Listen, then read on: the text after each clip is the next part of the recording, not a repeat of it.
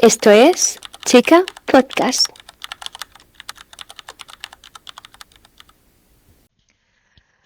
Hola, bienvenidos a Chica Podcast. Soy Julia y en este episodio me gustaría reflexionar sobre cabello, imagen e identidad. El pelo creo que es una parte muy importante de cómo decidimos o podemos mostrarnos al mundo y me gustaría hablar un poco de ello con un batiburrillo de ideas que tengo sobre 6 mujeres que están en el plano social y que su manera de expresarse a través del cabello me dice mucho de la imagen que quieren transmitir a la gente. Estos análisis que voy a hacer son unas reflexiones propias y yo me apoyo en entrevistas de las mujeres que voy a comentar, también en ensayos o artículos que he leído, académicos y no académicos, pero vamos, que es un batiburrillo de reflexiones personales construidas por mí y que quizá nada tengan que ver con la realidad. Pienso que hay un juego en la imagen pública que muestran a través de su pelo y eso es lo que quiero comentar. Pero vamos, que lo que voy a comentar puede ser algo que solo vea yo. O sea, que nada tenga que ver la realidad con este asunto que yo comente. Porque vamos, aquí la principal fuente soy yo y eso no es una fuente fiable. Solo es una fuente para venir aquí a hacer un podcast y comentar y tal. Pero nada más allá. Vamos a ver qué os parece a vosotros. Y ya os digo que quiero comentar como 6 conceptos diferentes de la imagen y la identidad a través del cabello en la esfera pública a través de 6 mujeres. Vamos a meternos en materia y a ver qué os parece. Vamos a empezar hablando de Shakira. Y es que Shakira tiene una imagen a la que identificamos fácilmente porque es esa melena como salvaje, sexy, de rizos rubios, increíble, ¿no? Pero vamos a hablar del principio de su carrera, no del principio exacto, sino de cuando se consolida como artista, mejor dicho, que es con el álbum Pies Descalzos, un álbum lleno de canciones preciosas, entre las que está, por ejemplo, Antología, que es increíble. Pero bueno, es un álbum que publica, creo, en 1995-96 y en el que, bueno, pues parece que escribe desde su diario personal. Son canciones como muy honestas y que conectan fácilmente con el público. Entonces tiene una imagen de aquella con un pelo moreno. Yo no sé si era su moreno natural o si tendría algún trabajo hecho, pero tiene esa imagen de pelo moreno y como que la imagen artística que la acompaña es muy de cantautora latinoamericana y al final eso le hace conectar con mucha gente porque lo ven como algo dentro de la comunidad. Quiero decir que no solo conecta porque sus canciones sean honestas y sea como algo en lo que mucha gente se puede ver identificada, sino que en ella misma también se puede ver identificada la gente. Las mujeres pueden verla como que comparten rasgos con ella y que podrían ser ella porque tienen unos, bueno, pues tiene el pelo moreno y es una chica normal, ¿no? Guapísima, pero normal. Y también los hombres, porque los hombres la pueden ver como algo muy cercano a ellos, como una hermana, como una hija, como algo que tiene unos rasgos muy presentes dentro de su comunidad, una amiga, lo que sea. Y eso le ayuda mucho entonces. Y ya os digo que además va mucho en concordancia con eso de cantautora que se desnuda en sus poemas y demás. Porque la imagen es muy simple, pero muy honesta. Y después publica ¿Dónde están los ladrones?, que es un disco que ya tiene unos toques más pop rock, ¿sabes? Y ya empieza a decorarse el pelo pues un poco con tonos rojizos, con alguna rasta, con alguna trencita. Y a mí eso me va ligado también a la identidad del disco, en plan a lo que es pues que es un disco más energético, más cañero, digamos, con canciones tal pop rock y la imagen va en concordancia con ello. Bueno, con ese disco ya está consagrada totalmente y el coproductor de ese disco es Emilio Estefan, que los Estefan son una familia poderosísima dentro de la industria musical norteamericana y latina. Y con ese disco ya pasan cosas. Y una de las cosas que pasan es que Gloria Estefan, hermana de Emilio Estefan, y como os digo, persona importantísima dentro de la industria musical, le sugiere a Shakira que regrabe ese disco en inglés. Shakira no se accede porque no se ve preparada Y lo que hace entonces es ir trabajando en el idioma, ir trabajando en la composición, bueno, pues en hacerse al idioma totalmente hasta el modo de poder componer en el idioma y de traducir sus canciones con la misma rítmica y melodía, ¿no? Sin perder el sentido de la canción, de las palabras. Y de hecho va sacando no en plan singles ni versiones oficiales, pero sí que en conciertos y tal va haciendo actuaciones de canciones versionadas al inglés. Pero ¿qué pasa con esto? Bueno, pues que ya Shakira está orientándose a un perfil internacional y a ser una estrella que va más allá del mundo latino, digamos. Ya se prepara para abarcar otro tipo de mercado. Y lo hace con su siguiente disco que es Servicio de Lavandería, un trabajo que está hecho en su mayoría en inglés, en la versión oficial por lo menos. Luego es verdad que hay versiones, hay una versión en español, por supuesto, pero claro, ya es un proyecto enfocado totalmente a un tipo de mercado diferente, no diferente, pero sí internacional y que abarque mucho. Entonces la música se vuelve un poquito más comercial, más orientada al hit. Y esto no lo estoy diciendo como nada malo, porque no lo estoy, vamos, no tiene nada de malo, al menos yo no lo estoy diciendo en ese sentido, pero las canciones tienen una tónica un poquito más distinta, más orientadas al éxito. ¿Y qué hace para ello? Bueno, pues yo creo que Shakira se apoya muchísimo en el estereotipo internacional que se tiene de lo latino, en plan de sexy, salvaje, lo salvaje como exótico, en plan como lo otro, en plan como pasión, sabes, como atractivo y demás. Y se apoya en este estereotipo para crearse esta imagen a nivel internacional. Lo hace, yo creo, a través de sus vestimenta, a través de sus bailes y por supuestísimo de su pelo. Porque con este disco se tiñe de rubia y es cuando ya vemos estos rizos tan característicos suyos y esta melena que tiene desde entonces. Y este es el caso, ¿no? El reforzarte tu imagen artística a través del estereotipo.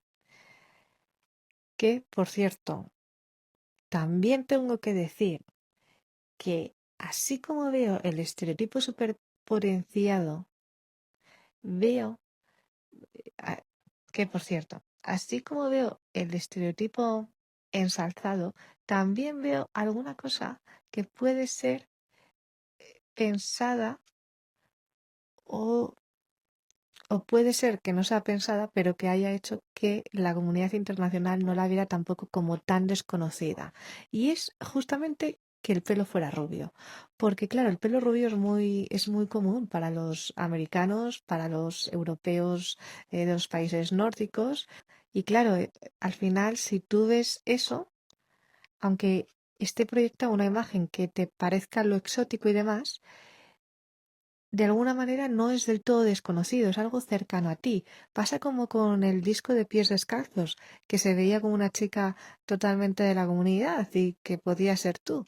Bueno, pues esto no es que pudiera ser tú, que, a ver, podría ser en algunos casos, porque, bueno, pues ya es todo más potenciado y característico y determinado y tal, pero em, sí como algo familiar, sí como algo que tal. Entonces, es como que me parece que en esa imagen que se consigue con servicio de lavandería y que no abandona desde entonces, aunque haya jugado con diferentes ondas y diferentes tonos de rubio y demás, pero generalmente no abandona desde entonces, esa imagen me parece que es como un puzzle que tiene unas piezas que encajan mucho para resalzar el estereotipo, pero a la vez asemejarlo de alguna manera a la comunidad para que no sea totalmente diferente y produzca rechazo. Que produzca solo como resalzar todo lo bueno y todo lo atractivo de él.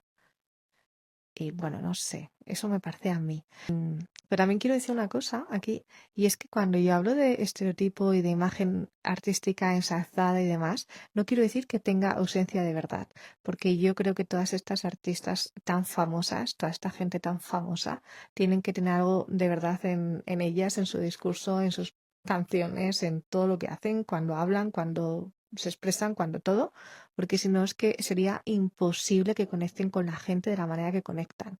Entonces, cuando yo hablo de imagen artística, no quiero hablar de ello como una ausencia de identidad propia, porque no lo veo así, sino como algo que resalza determinadas características para ubicarte en el mercado y en la esfera musical y tal.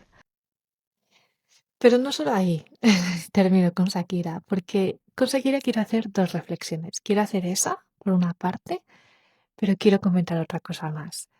Y es que hace unos años hizo una entrevista para Vogue México, todavía estaba con Gerard Piqué, y tuvo una frase que yo me quedé cuando la escuché, me dejó, oh, ya me dejó entonces, vamos. Mirad, en esa entrevista hablaba de los looks más memorables de su carrera. Y había una foto de 2012 en la que tenía el pelo súper cortito. Es el único cambio como que tuvo en su carrera desde servicio de lavandería y eso era un pelo como súper cortito, liso, nada que ver con la imagen que acostumbra. Y ella, al ver las fotos, es que se aterroriza. Es que ni se reconoce. Y comenta que aquello había sido idea de su suegra, que le decía, ay, ¿por qué no te cortas el pelo? Que lo tienes muy maltratado, ta, ta, ta, ta, ta, ta. Y ella hace el gesto como que se lo va cortando según su suegra se lo iba diciendo. Y dice que fue el peor error de su vida. Y es que la pobre, tal cual lo dice, ves que realmente lo siente así. Y a mí me dio una pena. Y claro, yo pensé cuando vi la entrevista. Claro, ya empezó con Piqué en 2010, cuando fue el Mundial de Fútbol en Sudáfrica, que ganó España. Y esa foto era de 2012. Entonces yo pensé y pienso que era un momento en la relación, esos primeros años, en los que quería agradar tanto a su familia política, a su novio y todo lo que rodeara a su novio, que claro, hasta el punto de llegar a que una sugerencia de su suegra se la tome así y se corte su melena, que era su identidad pública y personal, para moldarse al mundo de su novio, ¿no? Para encajar ahí, en plan gustarles. Y jolines, a mí me dio mucha pena. Me dio mucha pena, pero es que lo sentí muy real, porque eso es algo que nos puede pasar a nosotros, en plan, los cambios que hacemos por encajar y entrar en esas escenas en las que queremos estar y que no sabemos si nos van a aceptar por nosotros mismos o no, y qué tal y qué cual. Y bueno, hay mucha implicación psicológica ahí y yo sentí a Shakira muy real en ese momento. Entonces, esa era la otra reflexión que yo quería hacer con Shakira. Por una parte, esa identidad del estereotipo y en cómo te ayudas artísticamente en ello para mostrarte internacionalmente al público. Y por otra, pues eso, cómo en lo personal podemos llegar a perder un poco de nuestra identidad, de algo, un rasgo tan característico nuestro, por intentar encajar. Vamos con otra artista ahora, porque vamos a hablar de Taylor Swift, que podría hablar muchísimo de Taylor Swift. Y quiero mirar el guión, porque yo me voy mucho por las ramas en el podcast. Como sé que con Taylor Swift me puedo ir muchísimo más de lo normal, porque ya me voy con todo, voy a ver si me centro un poquito en esta parte. Entonces, voy a mirar bien los puntos que tengo marcados para hablar. Y es que con Taylor yo quiero hablar de los cambios que hace con cada lanzamiento musical y cómo se apoya en un look diferente en cada disco. Mirad, vamos a pensar en los discos de Taylor y describirlos con adjetivos y describir también el look de pelo que lleva con cada uno. Empieza con su álbum debut, que es un álbum homónimo, un disco country y una imagen y pelo totalmente sureños, una melena larga de rizos naturales. Después se pasa a Fearless, un disco muy adolescente, pero en el que ya los pelos ya no están tan naturales, ya empiezan a estar un poquito más controlados esos rizos. Después llega Speak Now, que es un disco como súper emocional, muy dramático, y el look de ella es como, va acorde, es como muy de princesa, no sé, como unos rizos Disney total. Luego pasa a Red, que es un disco en el que cambia un poquito el estilo musical porque va evolucionando al pop y se corta el flequillo y se alisa los rizos. Después llega 1989, un disco super pop en el que también tiene un corte de pelo radical, súper estilizado, una melenita cortita. Luego está Reputation, cañero, oscuro, en el que se reivindica a sí misma su persona y su pelo pues está como más despeinado, más desafiante. Luego tenemos Lover, que es un disco que me parece súper interesante porque tiene dos caras muy contrarias. Bueno, muy contrarias no, pero muy diferentes. Y por una parte es como que es el disco más romántico de Taylor, en el que está súper enamorada y canta el amor. Y por otra parte es el disco más político de Taylor, porque tiene canciones como The Man, You Need to Calm Down, Miss Americana and the Heartbreak Prince. Bueno, ¿y qué pasa aquí? Pues que vuelve un pelo peinado, trabajado, o sea, todos están trabajados, pero más trabajado, más pulido, ondas suaves, e inaugura la etapa con mechas rosas en las puntas. Y eso encaja mucho de primeras con el aura del disco de romanticismo. Pero si lo ves también puede encajar con el aura política, porque el pelo de colores puede ser algo muy político. Y después llega Folklore, que escribí durante la cuarentena. Creo que tiene una imagen como rural de folclore, claro, en plan de idílico y tal.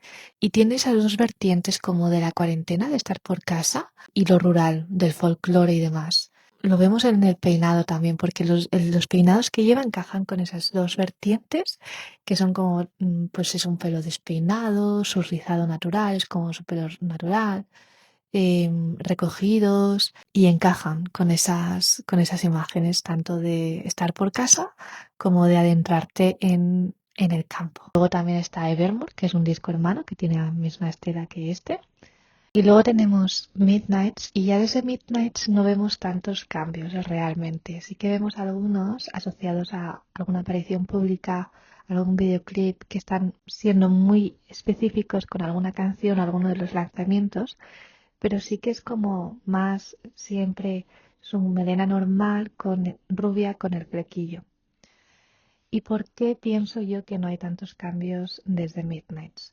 Pues porque hubo una gira mundial increíblemente importante por medio, el Eras Tour, y claro, durante toda la gira llevaba el mismo estilo y no para qué cambiar. Y además es que esa gira viene con la consagración brutal que tiene como artista, como profesional. Y es que desde Lover empezó a ganar pues todos los premios habidos y por haber de mayor relevancia, que sea artista del milenio, Grammys y demás. Y entonces ya estás en una posición que no hace falta ayudarte a definirte a ti misma porque ya estás definida y ya estás posicionada en lo más alto. Eso a nivel artístico, porque a nivel personal también. Esto me lo podría saltar porque es un poco más difícil de explicar, pero desde Lover, al posicionarse políticamente, o sea, va convirtiéndose en una de las personas más importantes e influyentes del mundo, hasta el punto de llegar a ser determinante en las elecciones del país que se dice más poderoso del mundo. El nivel de estatus que adquiere Taylor en estos últimos años es tal que no le hace falta una definición más que ella misma. Aunque no quiero evitar hablar de una cosa en el podcast para puntualizar, y es que esto es muy delicado porque mientras en los últimos años obtuvo un gran poder que llegó a influir en elecciones y en tantas cosas, que ahora mismo, desde hace justo un año y medio, dos, esté tan callada políticamente, cuando quizá el mundo lo necesite más que nunca porque vivimos unos tiempos terribles, crueles y necesitamos que la humanidad no solo esté presente en la lucha de que ves en tu vida diaria, que ves a tu vecino, a tu amigo y en las buenas intenciones que vemos en nuestra cotidianidad, sino que necesitamos que la humanidad esté presente en las altas esferas y verla ahí reflejada y luchando, y ella ahora mismo esté callada. Siento el apunte, pero es que para mí es importante y no lo quiero dejar pasar, la verdad. No lo quiero dejar pasar de comentar. Pero volviendo a lo que atañe un poquito más al episodio, como el bloque que yo quería comentar con Taylor, es cómo todos los cambios que va haciendo de estilismo y de peinado con sus discos la ayudan artísticamente, pero también porque no solo está explorándose musicalmente, sino que si tú escuchas a Taylor y la conoces, es una chica que escribe desde su verdad siempre.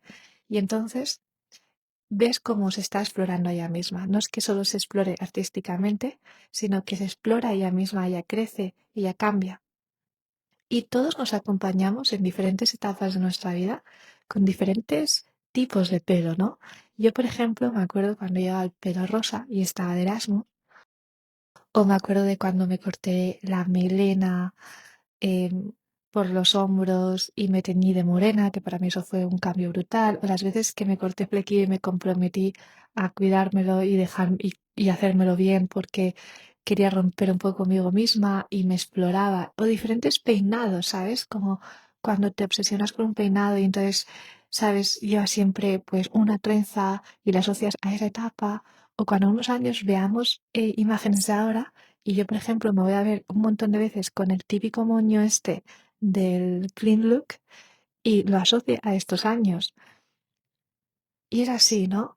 Los peinados como que nos van transmitiendo y recordando diferentes etapas de nuestra vida, igual que con Taylor pasa lo mismo. Y no termino ahí con la señora Taylor Swift, porque quiero comentar otra cosa, y es el cambio de look radical para romper contigo misma.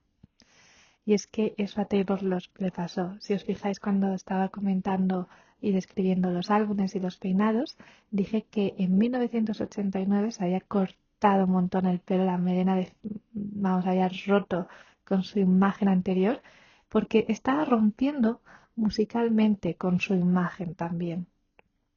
Y todo esto empezó porque perdió un Grammy. Perdió con Red el álbum a grabación del año y esa misma noche, en vez de irse a ninguna fiesta ni nada, ella se va a su casa, que estaba fatal, la pobre, porque Taylor y los Grammys son una relación intensa, como la que yo tengo con Taylor, que también es intensa.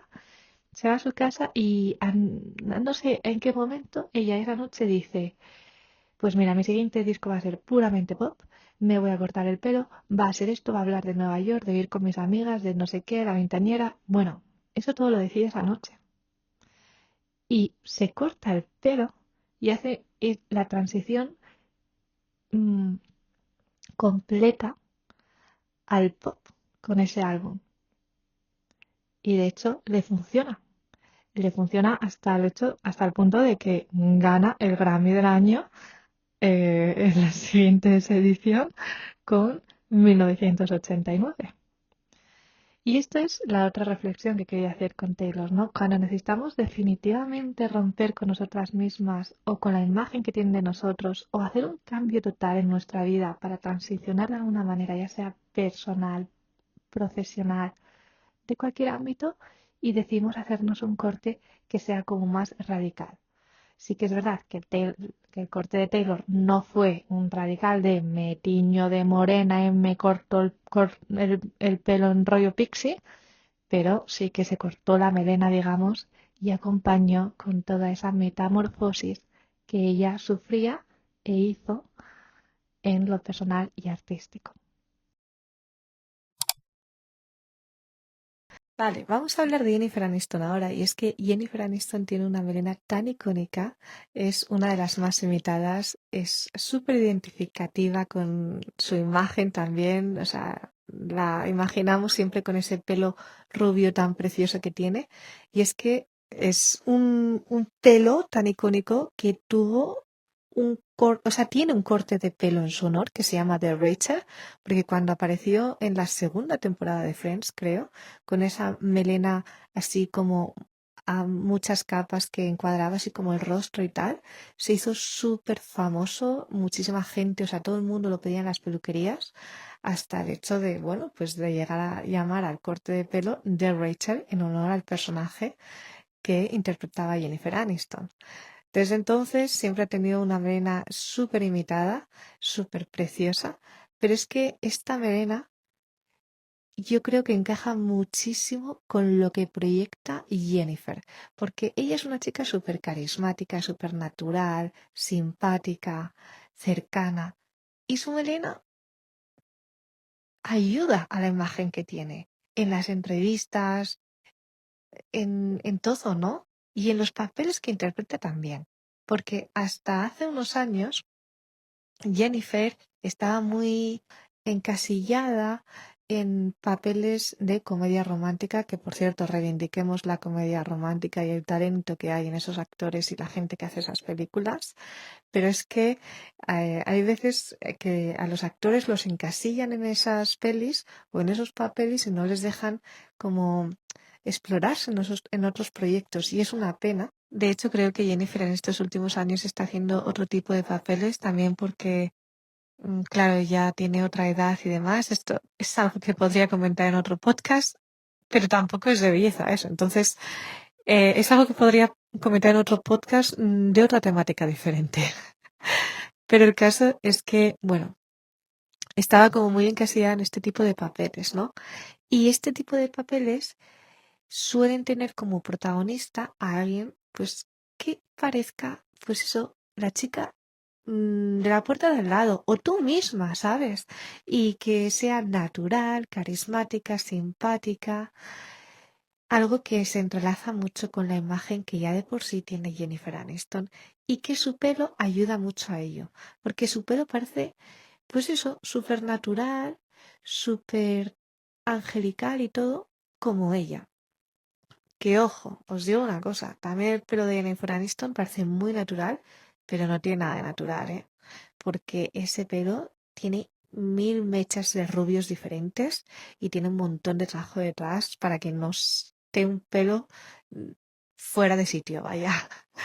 Entonces, con Jennifer nos pasa esto, ¿no? Que su personalidad pública se ve como muy ligada también a su pelo, porque su pelo transmite esa calidez que ella tiene y también eso se entrelaza con los personajes que suele interpretar, que suelen ser, pues, pues un poco como ella misma, ¿no? O como parece ser ella misma. Bueno, con matices un poco diferentes, ¿no? Cada personaje, que no es que interprete siempre el mismo personaje para nada, pero que son personajes cercanos en su mayoría.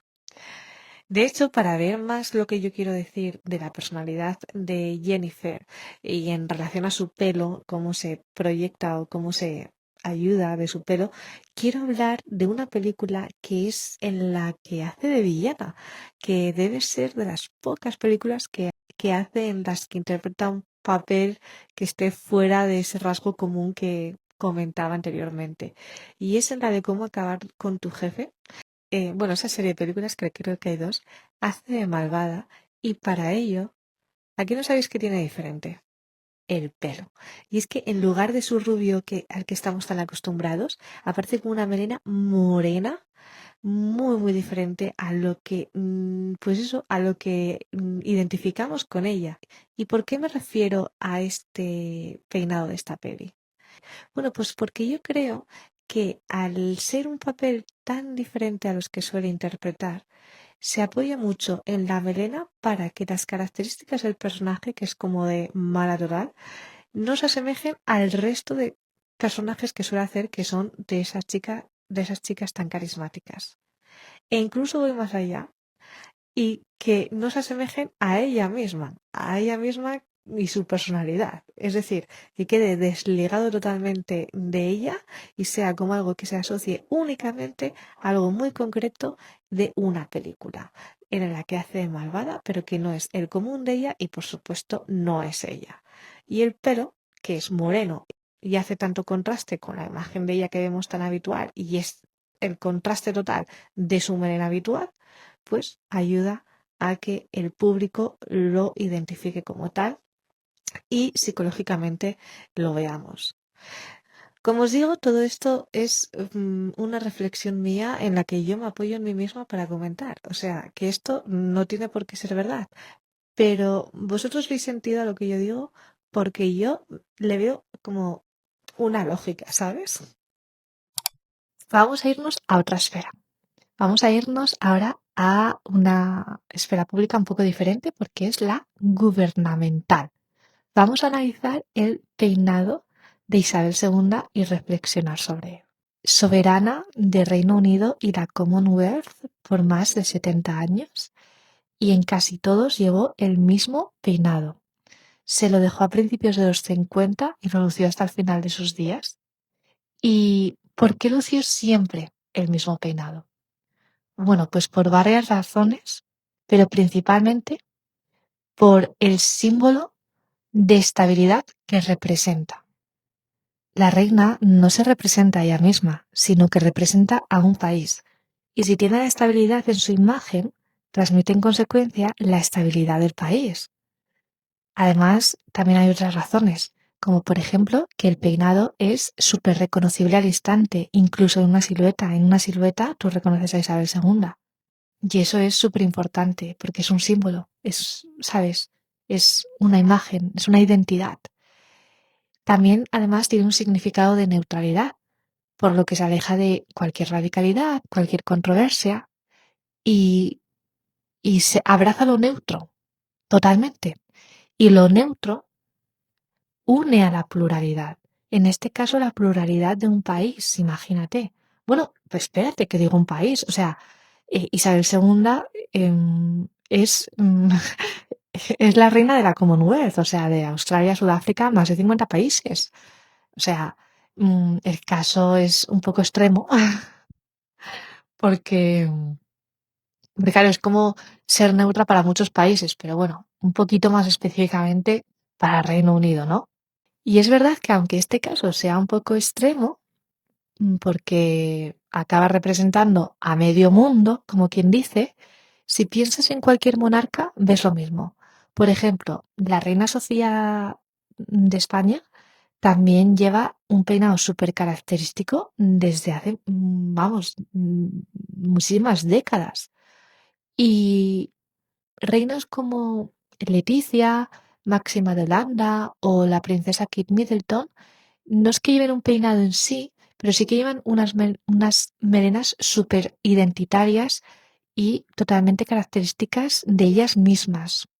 Y es eso, que los peinados en la monarquía los vemos como siempre muy comunes en la persona porque acaba representando neutralidad, representando tradición, estabilidad y es algo pues muy importante si piensas en lo que significa ser la cabeza o la representación absoluta o total de un país, de una nación y todas las comunidades que hay en él y la historia y demás.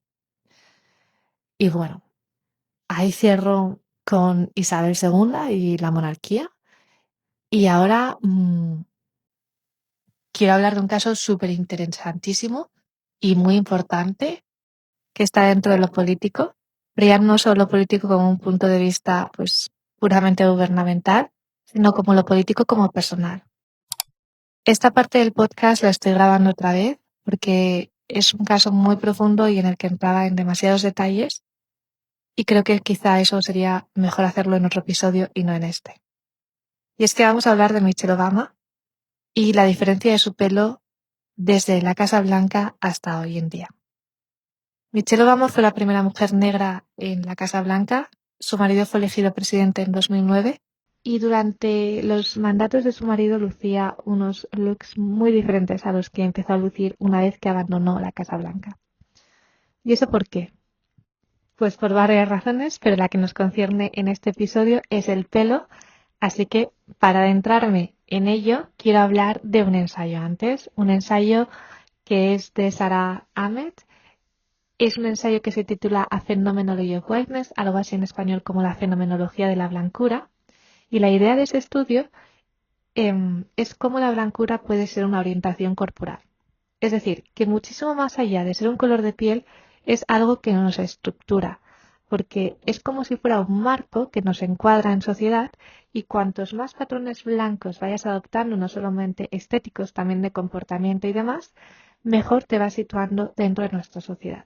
En cambio, cuantos menos patrones blancos adoptes o un rasgo distintivo de la blancura, ya os digo que no es solamente estético, también es corporal, también es de comportamiento, de estilo de vida y demás, cuanto menos patrones blancos vayas adoptando, más visible te haces y por lo tanto te quedas como más en los márgenes, porque es como eres visible en relación de que no eres de la comunidad, eres lo otro. Esto es muy interesante porque, claro, ¿qué supone que tú vayas adoptando patrones blancos? Pues que cuantos más adoptes, mejor te vas situando y mejor te vas privilegiando. Como esto, como os digo, esto es algo que no es puramente estético, es algo también que concierne al comportamiento y podríamos entrar en detalle y analizar cómo Michelle Obama lo hace en otros aspectos de su vida. Pero vamos a hacerlo desde el punto de vista del pelo, ¿vale? Solo del pelo para este episodio. Y esto es sumamente importante porque la relación de Michelle Obama con su pelo no es algo solo de ella, sino que es una experiencia que tiene en común con muchísimas mujeres negras y también con hombres, y en la que nos vamos a meter un poco de lleno porque tenemos las propias reflexiones de Michelle Obama sobre ese tema. Y es que veréis, en octubre, creo, o noviembre, publicó un libro que se llama The Look, en el que analiza su evolución de estilo desde sus años en la Casa Blanca. Y en él hay un capítulo que dedica al pelo. Y voy a comentaros algunas de las cosas que dice, para que veáis su historia, que al final yo creo que es la de muchas mujeres. Pues en este capítulo empieza hablando desde su niñez y cuenta cómo ya entonces los días de lavado de pelo eran días que no podía dedicar a otra cosa que no fueran horas y horas de convertir su pelo en algo que no era, cómo se usaban productos súper dañinos que dejaban el pelo sin aceites naturales, cómo las herramientas también eran tan muy delicadas de usar y se quemaba la oreja o la nuca a menudo, que incluso cuando estaba lista no podía ni correr, ni nadar, ni nada, porque claro, se mojaba el pelo y si corría sudaba y entonces también se estropeaba el alisado. Y bueno, va contando también cómo la adolescencia descubre los relaxers, que son nuestros productos químicos que utilizan muchas personas para alisarse el pelo. Va contando hasta cuándo llega a la Casa Blanca. Aunque yo creo que la estética de la Casa Blanca no la adopta cuando llega a la Casa Blanca, sino en mucho antes. Yo creo cuando se incorpora a la vida laboral al menos y sobre todo cuando su marido empieza la carrera presidencial, ya siendo, bueno, senador y demás historias. Pero vamos a la Casa Blanca. ¿Y qué nos pasa en la Casa Blanca? Pues ella cuenta cómo durante sus años en ella quería el pelo lejos del debate. O sea, lo quería alejado de la conversación, no quería que fuera algo sobre lo que se comentara nada. De hecho, que durante esos años había un resurgimiento del Natural Hair Movement, pero aún así ella quería su pelo lejos de la conversación. El Natural Hair Movement fue un movimiento que empezó en los años 70, en el que la comunidad afroamericana especialmente, pues quería abrazar las texturas de su pelo natural, o sea, lucirlo como le diera la gana en lugar de estar echándose pues 1000 productos y tener que estar domándolo para, pues para encajar unos patrones que por qué no iban a poder llevar el pelo como les diera la gana. Pero bueno, Michelle Obama quería su pelo alejado totalmente del debate, de la controversia. Y hay una cosa que me llama mucho la atención y que voy a comentar. Y es que comenta cómo durante su etapa como primera dama tenía que estar siempre lista, porque siempre había alguna cámara, siempre había algún acto, siempre había algo que hacer, ¿no? Siempre tienes que estar presente, lista para los medios. Y que llegó el punto en el que accedió a llevar pelucas y extensiones con la condición de que fueran como su pelo real, es decir, que lucieran naturales, porque claro, un pelo de por sí ya lleva muchísimo trabajo, pero es que si encima tienes que estar constantemente trabajando en él y constantemente estar lista, no te da tiempo para todo. Entonces ella llegó pues a cortarse su pelo natural y acceder a llevar pelucas y extensiones para estar preparada en todo momento. Esto no solo le pasa a Michelle Obama, le pasa a muchas mujeres que no son, vale, no son primeras damas de Estados Unidos, pero tienen que estar pendientes de su vida y disfrutarla. O sea, tendrán que trabajar, tendrán que tener sus hobbies, tendrán que cuidar de sus hijos si los tienen, tendrán que quedar con sus amigas si las tienen, y no tienen las horas de dedicación que necesita un pelo afro para lucir como si no fuera afro. Es que cuanto más lo piensas, más burrada es, ¿no? Volvamos a Michelle Obama y es que ella cuenta que cuando salió de la Casa Blanca se vio como liberada en parte y desde entonces se dejó pues su pelo natural en presentaciones, en apariciones, distintos recogidos también, pero su pelo, ¿sabes? No su pelo domesticado en el sentido de cuadrar con una estética determinada o su pelo siendo algo que no era. No, su pelo domesticado en el sentido de cuidártelo y peinarte y hacerte peinados y tal, pero siendo quien eres y no disfrazándolo ni ocultándolo, luciéndolo tal cual es. Y aquí yo no puedo pasar esto porque yo lo siento, pero es que no puedo pasar de dejar de comentar esto, que a mí me pareció un hecho histórico. Y es que cuando en 2024 se hizo la convención demócrata para elegir a Kamala Harris como candidata a la presidencia oficialmente, Michelle Obama apareció con una trenza, como con un moño, como una trenza en moño, o sea, como una trenza que salía de una coleta, que lucía además un montón de trenzas pequeñitas. O sea, increíble. Yo no te puedo decir lo que yo sentí cuando vi esa imagen. O sea, fue brutal lo que yo vi. Y dije, esto es realmente histórico. O sea, me quedé impactadísima y además luego descubrí que no estaba equivocada porque vi que el mundo se había quedado en parte igual. En plan, algunas noticias lo comentaban, en la academia se comentaba mogollón y estas historias. Porque me pareció de un poder absoluto que Michelle Obama en ese año, que además, en mi opinión personal, pienso que también justamente en ese año, la persona dentro de la política y el eje democrático de Estados Unidos más poderosa que su marido, más poderosa que la candidata a la presidencia, más poderosa que nadie. Dentro de los políticos, ¿eh? Dentro de lo que es lo social, también súper poderosa, pero no sé si superaría a Taylor Swift, como comenté antes. Quiero decir que era la única persona política capaz de ganar las elecciones a Trump, si acaso. Y que cuando la vi aparecer así, ostras, es que me dejó increíble. Y una cosa que me hizo mucha ilusión de este libro es que cerrara el libro con la imagen de la Convención Demócrata, que no habla de la Convención Demócrata, pero sí que está esa imagen en el libro. Digo, mira, mira, mira, Julia, no estabas equivocada.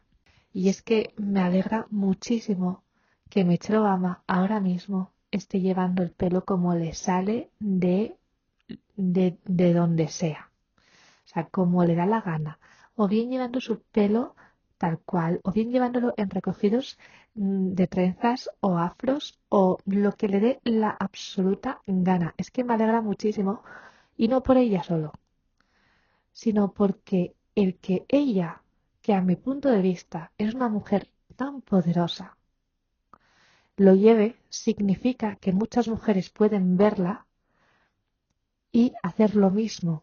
Y que ella, desde el punto en el que está, y aunque haya llegado por otro camino a él, siendo ahora la persona tan importante y relevante que es, pueda abrir camino para que otras mujeres lleguen por otros caminos al punto y la posición de poder en la que ella esté. Y esto no solo porque las mujeres se puedan identificar con ella y hacer lo mismo que ella, sino porque está en una comunidad. Y si una comunidad te empieza a ver como un igual y a no notar tu diferencia de pelo o notarla y decir está ahí, está bien, está presente y que lo veamos todas las personas de la sociedad y nos habituemos a ello, nos guste o a los que les molesta, les parece incómodo, les parece como esta que hace, se vayan habituando a la imagen y nos hagan, pues, y eso nos haga, y esa habitualidad nos lleve a la normalidad de entenderlo como una estética más de nuestra sociedad que puede estar en el poder. Joder, a mí me parece un triunfo. Me parece un triunfo para todos y, y algo que solo nos puede beneficiar. Así que yo me alegro mucho por Michelle Obama, que por cierto os voy a dejar, porque he hecho un blog para el podcast en el que os voy a dejar mucha información como fuentes de entrevistas y fotos y cosas así, incluso libros y demás. Y os voy a dejar en el blog una imagen que, para cerrar esto, que os comento que me encanta de Anne Leibovitz, que la fotografía con una simpleza, pero con su melena al viento como con sus trenzas, su pelo largo, parece que lo está moviendo el viento o que se está moviendo ella y la imagen transmite yo creo que mucha fuerza, identidad y libertad. Y me parece muy bonita y tenéis que verla, la encontraréis en el blog y también el blog lo encontraréis en mi Instagram porque la foto también la vais a encontrar en mi Instagram, aunque en el blog habrá un poco más de información. Vamos a cerrar este capítulo y vamos a ir cerrando este episodio con una última reflexión y es que quiero hablar de Demi Moore. Yo quería hablar en esta última reflexión de las canas y Hollywood, pero es que me pareció que hablar de Demi y su melena larguísima a los 60 y algo años era tan rompedor como hablar de las canas en Hollywood, porque me parece un paralelismo, me parece lo mismo, porque se sale de las normas estéticas que solemos esperar ver en las mujeres a esa edad y son elecciones propias. Vamos a conocer un poco su historia y a ver qué os parece. Hace poco Demi fue escogida como embajadora global de la marca Kerastase y ha estado haciendo entrevistas sobre su pelo. Y hubo una en Vogue Singapore que me encantó. En la entrevista comenta cómo no quiere que su pelo sea otra cosa que natural, eh, que ella ya llevó como el pelo pixie, muy corto, y que se rapó la melena para la película de Teniente O'Neill y que después de ese rapado, que encima la hizo sentir más vulnerable que las veces que se mostró desnuda en películas, que después de ese papel solo quería dejar crecer su pelo hasta el suelo, lleno de oraciones, energía e historia. Y voy a citar algo que traduzco literalmente de esa entrevista y es lo siguiente. Hay una idea de los nativos americanos de que nuestro pelo es como nuestras oraciones y cuanto más crezca, más vuelve a la tierra para que esas oraciones puedan manifestarse. Y me pareció muy bonito porque me pareció muy puro, me pareció muy auténtico y me encanta, porque me encanta ver a Demi a esa edad triunfando, se lo merece mucho, siendo dueña de sus decisiones, siendo estas las que sean y encima rompiendo normas y moldes a esa edad.